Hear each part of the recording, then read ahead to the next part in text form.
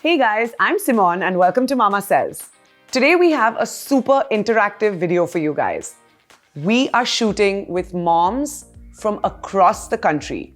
Literally north, south, east is kind of missing a bit, and west. We're going to talk to you guys about the truth behind pregnancy and, most importantly, the truth behind delivery. What happens to mama when we deliver a baby? Because we hear about everything that we're supposed to do with the baby and the focus is the baby and all of that, but what about the mom?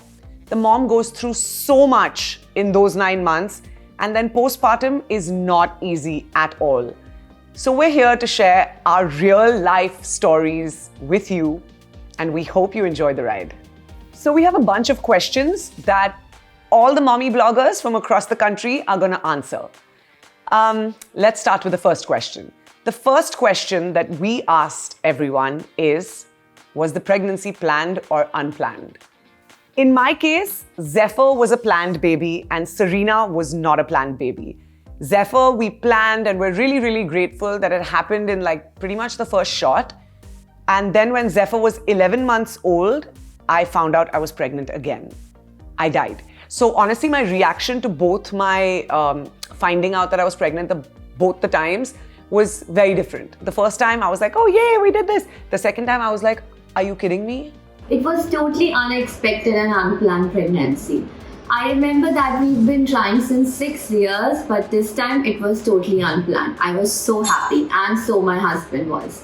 My pregnancy was a planned one. In fact, I also consulted a doctor and we got all our tests done, me and my husband. And then luckily, I conceived after 1 month of planning. So mine was a C-section delivery. We rushed to the hospital because my water broke. Then my labor time was around 6 hours, but then all my water was lost and the baby's head was not coming out. So my doctor advised me to go for a C-section. What I feel here is that people compare a normal delivery and a C-section delivery, but I feel that both are equal, both are same. Both the mothers have put equal efforts in delivering the baby, so never ever compare. Bleeding is there in both. So yes, so never ever compare. So starting off with the pregnancy, it was a planned pregnancy and my pregnancy went quite smoothly. It was a really fun, 9 months to me. I was expecting a normal delivery by end of it, as every one of you, but I ended up having a last minute C-section, which obviously I didn't expect, as I said earlier. But apart from that, I was blessed with a beautiful daughter. I was so happy the operation went really well. The second question that we asked moms, and yes, this is going to be TMI, but it's also reality. Did you bleed a lot? Irrespective of whether you had a natural delivery or a C-section, did you bleed a lot? So in my case, I had a natural delivery with both Zephyr and Serena, but both my deliveries led to an episiotomy. An episiotomy is when they kind of cut you a little bit and then stitch you up. Did I bleed a lot? Are you kidding? It's crazy. It makes a regular period look like a joke or like a walk in the park. Yes, I bled a lot. I had to practically wear diapers, postpartum sanitary napkins for the first week or 10 days actually, postpartum. And then it kind of slowly started decreasing, but you definitely do bleed a lot. So never ever compare. Bleeding is there in both. So yes, so never ever compare. So the first thing, which came as a bummer is, guys, after delivery, you bleed a lot. And I was not really aware of that. So after, even after a C-section, so yeah, you tend to bleed a lot. And, even if you're lying with the stitches on, this happens. And I had a normal vaginal delivery, but you talk about bleeding, it starts as soon as you deliver the baby. Gosh, it was like a gush what I've started with. And it continues till your 40 days or more than that. But all you new mamas, you have to be prepared for this much because it doesn't last for long. The next question we asked is about the hormonal shift. Did you get the baby blues? Did you cry? What happened to mama? So I Post Zephyr, I definitely was depressed.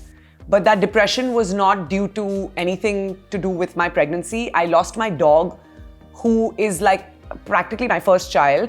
He passed away 5 days, after Zephyr was born. So that took a huge toll on me. It took me a very long time to actually, it took me about 2 or 3 weeks to really start bonding with Zephyr and to really understand, this new life that I am in now and the new roles and the new responsibilities.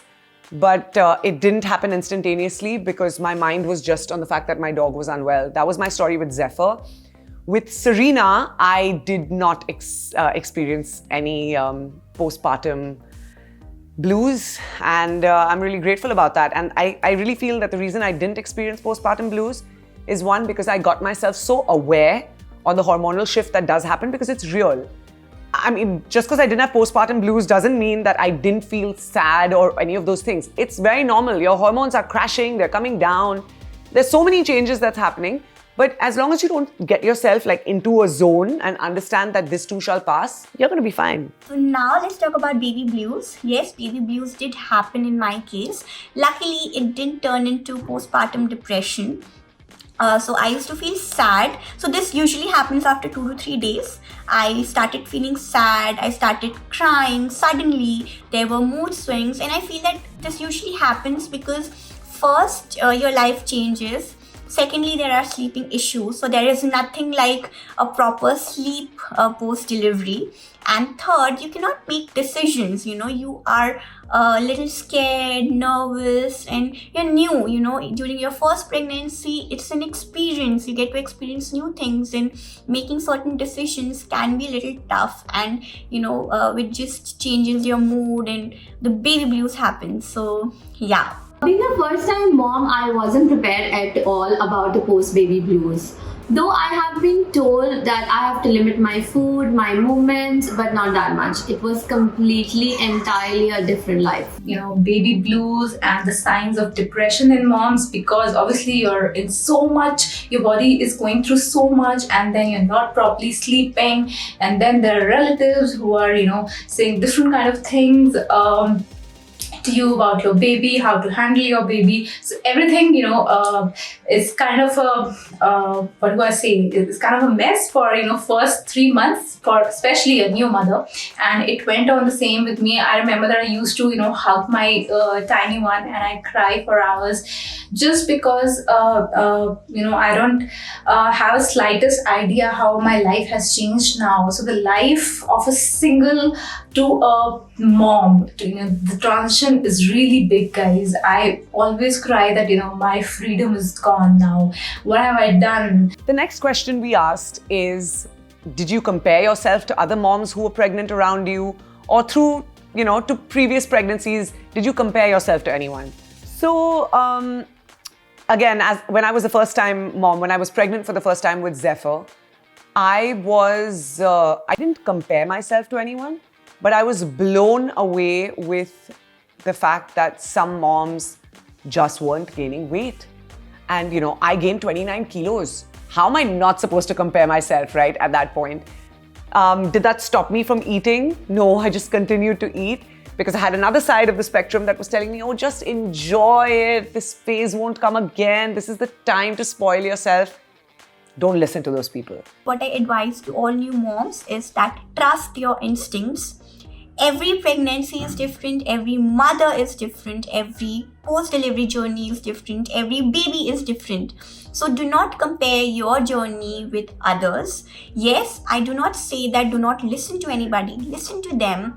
Then just evaluate what's right and what's wrong for you if that fits in your case. And if your instincts say that no, this is not right for my baby, don't do it. All the decisions should be yours because a mother does the best for her child. Every mother in this world does the best for her child, loves her child the most. So Just trust your instincts, do what you feel, and never ever compare yourself or your baby with others. Okay, so as I said that people are gonna talk, there will be comparisons between you, your body, your child. There will be people or relatives around you who may say that why your baby is so thin and why your baby is not having those milestones on time. But please guys, no comparisons here. Every child is different, every body is different. So give them some time, give them their own time, and just cherish all those beautiful memories instead of going on to comparisons. The next question we asked is the role of in-laws in your life, because there's a lot of people that live in joint families and all of that. So what was the role of your in-laws in your life postpartum? Was it helpful or was it stressful? So unfortunately, in my case, both mine and Karan's parents live in different parts of the world. My family is from Dubai. That's where I'm born and raised. And my husband's parents live in the States. So we didn't really have the in-laws around when we just delivered the babies. Having said that, the in-laws come as often as they can. And when they do, there's a load off us because grandparents are the best, right? If you talk about in-law support, my in-laws didn't even ask me how am I doing after Dhyara was born. I had no support except my nanny and my husband. My nanny was like a God's angel sent from above, and she has been with me day and night throughout. And my husband supported me a lot. So if you talk about your in-laws helping you out or supporting you, do not expect anything from anybody. This is what I believe in. You have to be very strong and have to be prepared for all this. A mother should never be shamed on all the things she's doing for her child.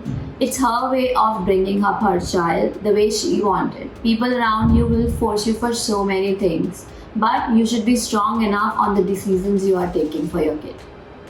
During the initial few days after delivery, family support is very, very important. So I am really grateful to have the best in-laws in the world. They supported me. They never pressurized me for anything. They never put any superstitions on me, or they had nothing like that from their side. In fact, whenever I had any problem or whenever there was a dilemma, they always asked me to consult the doctor and then make a decision, which is really, really sweet of them. They took good care of my health, gave me the best food, and yes, I am really, really happy to have the best in-laws, and my husband was a very, very big support. Those are the times when you need a good support system, and that's what helped. My mom, came in, my in-laws, they all helped me understand that what this transition means, and everything's gonna be fine, which eventually it did.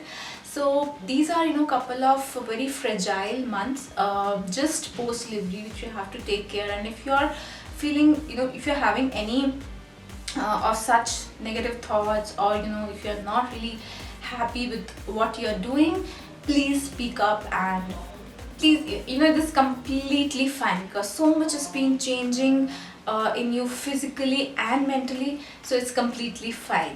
So the next question we asked is, what were your expectations of getting your pre-pregnancy body back? So like I said, with Zephyr, I gained 29 kilos. I don't know what I was thinking in my head. I really thought, oh, Simone, you have the best metabolism in the whole world. You're gonna by 3 months, you will be fine, you'll get your abs back, life will be good. Guys, I literally looked like I was pregnant for 3 months postpartum after Zephyr. And I think till he was about 5 or 6 months, I still had a proper pregnancy paunch, could possibly look around 3 months pregnant. My uterus takes time to go back to shape. I am jealous of all those Instagram moms who get their abs back, right after delivery and whatnot. Not the case with me at all. It took me 11 months of absolute consistency with my diet and workout to get my pre-pregnancy body back. Post Serena, I'm sitting here in front of you. You've probably seen me wearing this same pair of jeans in I don't know how many episodes, because it's the only pair that fits me right now. It's borrowed from a friend. None of my jeans fit me as yet. So I'm still on the path to get my pre-pregnancy body back, but I'm sure I'm going to do it. because the only thing that matters is determination. I want to tell you that even for your body, like many moms come and tell me today that you don't even look like a mom. How have you lost so much weight? So I just want to address that it didn't happen in a day. Even I put on 20 kgs of weight, and if I put on in 9 months, it actually took me 9 months to a year to reduce that. So you will eventually lose it. Don't rush it. Don't hurry it. You will eventually lose it, but with all the mehnat, with all the exercise, yoga and whatnot goes into it. But here I am, and so can you be. You can reach back to your original body, but not for the couple of months post delivery. So I think that's all the things which I didn't expect to happen. Even for me, looking at my tummy just after delivery was a bummer. Like, I was so skinny earlier, and I was like, what's happening? And dude, I want to go back. And then my mom and my doctors told me that you cannot go back into your original shape or weight just in few days, which is completely sensible. Next, again, TMI, your first bowel movements post-delivery. Okay, so I had read about this and but I'm like, come on, man, we're like delivering a child here. How difficult can it be to take a dump, right? Guys, it is traumatic. That first, especially because I had an episiotomy, so with the stitches, I was anyway like in pain, a lot of pain. And the stool softeners definitely help. Please always take them. But I cringe thinking about that first one after Zephyr. After Serena, it was still a little easier. Maybe that's because my body, I had them so close, so maybe my body was already prepped to do all of that stuff.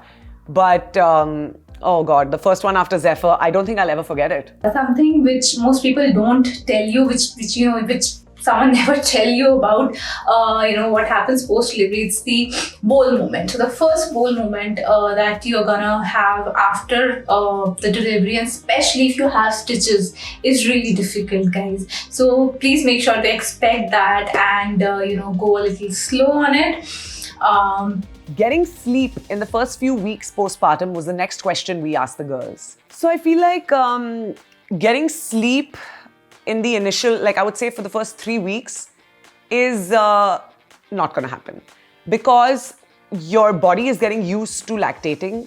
You need to express your milk that many times in a day, whether you're breastfeeding or using a breast pump. You need to get your system going, and you need to how does breastfeeding work? Demand and supply. The more demand, the more supply. So even if the baby isn't demanding that much, you still need to sit with your pump and express your milk so that the body gets used to producing that kind of milk.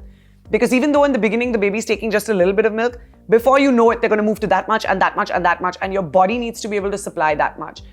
Plus waking up in the middle of the night to feed, and yeah, guys, forget about sleep for the first 3-4 weeks. If you talk about nights, my God, night seems like so big.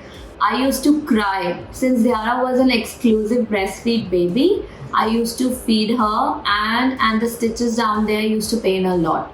I remember I used to walk and feed her together at the same time, but you need to be strong. Because whatever you are doing, you're doing it for the baby. And for me, it was after 6 long. So if we talk about sleep, there's nothing called enough sleep after baby. Since Yara was an exclusive breastfeed child, which I mentioned, whenever I wanted to sleep, she wanted to have milk. And in spite of having full-time nanny, I never got enough of sleep. Even if I've never got enough of sleep, I've never forced Yara to go on feeder or on formula. People around me, like my in-laws, my friends, so many people, my relatives, they forced me that I should give Yara a feeder or sometimes formula, which can make her full for some time. But as a mother, I understand all the nutrients which I can provide her through the breastfeed. No new mom get sleep. Sleep is something you won't get, at least for next good 3 months at least. That is what for me, and I had no idea about it, that I was not able to sleep for that those months.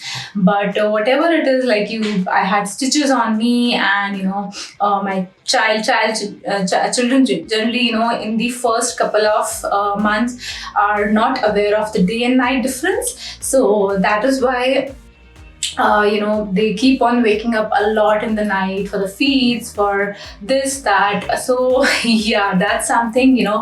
The next question is the dreaded question: breastfeeding. Should we only breastfeed? Should it be exclusive? So I think people just need to relax and stop shaming people who can't breastfeed or who don't get enough milk or for whatever reason are unable to or choose not to. It is a very, very personal topic and it's no one's business. So please stop asking people that question, guys. Mind your own business. It's between mother and child, and I'm going to be extremely stern about this. It is between mother and child and not your business. So I breastfed Shiv for 6 months exclusively, but do not judge, guys. It's the mother's decision if she wants to breastfeed or not to breastfeed, or just breastfeed for 2 months, 3 months, or for 2 years. It's just on her. It's her decision, and you should never ever judge.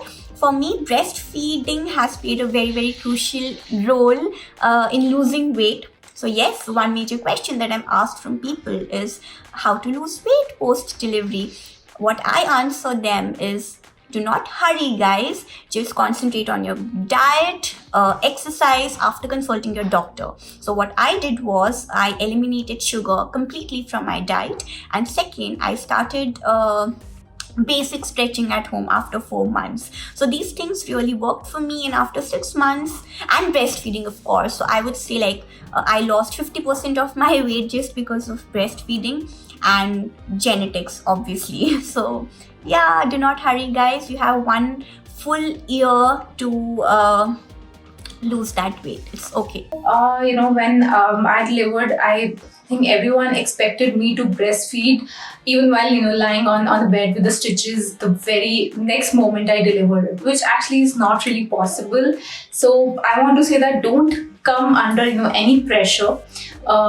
Give time to your body, because your child came just into this world. The child also does not know how to latch properly, and you are also a first time mama, and you don't know how to feed a child. So it's completely fine, and that's what I did. I took it slowly, and I was not able to feed her for the very first day, which I was at that time I was not really happy. But that's what I want to bring it here, that don't feel this way, guys. It's completely fine. Even I fed her with formula milk for the first day, just completely fine. And for the next day, I think we have used a breast pump, to get the things going. And then, it started, and I perfectly breastfed her for good 2 years. So don't come under all these pressures. But yeah, this is something, again, to expect that some moms can and some moms cannot, breastfeed directly after the delivery. The next question was weaning the baby off your breast milk. So this is one thing I definitely didn't know, and I think I faced it a lot stronger after Serena than I did after Zephyr for some reason. Maybe I also stopped feeding. So basically, when you stop feeding, you're supposed to slowly wean so that your hormones again don't come crashing down. I was unable to slowly wean with Serena because I had to travel for work, and I just had to stop at some point. And I was pumping so much milk because I wanted to freeze milk for her for 2 months. Even though I was going to stop breastfeeding, I still wanted to ensure that my freezer was full of breast milk. Anyway, I stopped breastfeeding, and I was just crying for 48 hours, and I just couldn't understand why. Anything my husband said to me pissed me off. Anything, I was like a sensitive little bug. Yara decided to completely wean her off when she was 2 years, 3 months. I still remember we were on vacation where she has completely stopped taking my milk. I have been under so much of pressure to wean her off. People used to say, why you are feeding her till now? She's so big, she won't be leaving your milk, etc, etc. But everyone has their own opinions. You have to see what is important for your baby. You should be firm about your own things. Another thing we discussed is the opinions of society. Society could be your closest friends, your family, and everybody else around you. So, my opinion on this is block them out. Block them out. No one understands what you're going through. Not your husband, not your best friend. Nobody is going to understand exactly what you're going through. Not only have you just delivered a child, you've also just become a mother. So not only are you handling the kids, you need to handle and nurture this new mom that's, come up in you. Life's different, your body is different, you're doing different things, you're sleep deprived. Anyone tells you something that you should do and you don't want to do it, please either take it in from one ear and smile and say, okay, and let it out from the other ear. Or if you're me, just tell them to please mind their own business. How life changes after being a parent versus when you're single. So I don't think anyone can really understand this till they become a parent themselves. When my mom used to say this to me, I used to be like, please, of course we understand. We don't. I thought my dog and having my dog was like, I know how to handle kids. Yeah, I take care of my dog like I would a kid. No, everything changes. No one, people who are not parents as yet are not going to understand. As much as they try to, they're just not going to understand. Everyone's like, oh, but why don't you answer my call? Why don't you call me back? Why can't you come and hang over here? Guys, I have 2 kids. I have jobs. I have too much going on. I don't have time. It is what it is. So after you become parents, there is also a change in your social life because your lifestyle changes, and your friends who are single or just married may not understand those changes, and this is very, very normal. One has to understand there is a hell lot of difference between a single life and a parent life. Your life completely changes when you become parent. There's no long night parties, there's no late night dinners, no attending weddings at late nights, and lot many things you miss on. But I have to give a message to all you mamas there that this is for the betterment of your baby. Also, you have to keep your nanny ready before you deliver your baby. This is my suggestion to all you mamas so that you can have some me time for yourself. The next question we asked is the boon or bane of having domestic help. So I've been loud and clear on every platform that I have that I would be nothing without my domestic help. As I've mentioned, my parents and Karan's parents live out of Bombay, and if we didn't have trustworthy help, we would literally be stuck at home forever. So followers on Instagram ask me that, oh, how come you're out? Can your maid help put your baby to sleep? Can your maid help feed your baby? Of course. Of course. My maid is like family. Firstly, everyone who works in my house is like my family. So, people complain about their nannies and stuff, and I don't get it, because in my opinion, firstly, you have to trust them. Then you have to build relationships with them. You have to nurture that relationship with your nanny. You can't expect Mary Poppins to show up at your house without you being a nice enough person and reciprocating it. Guys, your environment is a reflection of you. Remember that. So we used to take Shiv out with our friends, and sometimes we did not. I never kept a nanny for Shiv because I live in a joint family and I have a big support. So I just leave Shiv with my mom-in-law, dad-in-law, bhabhi, bhaiya, everyone, and they take very good care of him, and I do not have to worry about anything. So now we're done, and you have heard the opinions of all these amazing girls. My friends from Instagram. Instagram's such an amazing place. It's brought so many of us together, so many real moms going through real problems, just like you. And it's a place where we all connect. And we're also grateful to have found this space. I'm sure you guys resonated with at least one of us. And I'm sure that you enjoyed this video. In the end, I would love to give a message to all the new mamas and mamas to be that don't lose hope, be patient, be strong. It's your baby, you know better how to handle it. And through this video, I am giving you insight what to expect post-delivery. Happy motherhood! So that's it, guys. That was my post-delivery journey. So the entire pregnancy and delivery is a lot to handle, and you will do it if we can do it. And we are here to tell you what to expect post-delivery. And now, last but not the least, don't forget to subscribe to our channel and click the bell icon.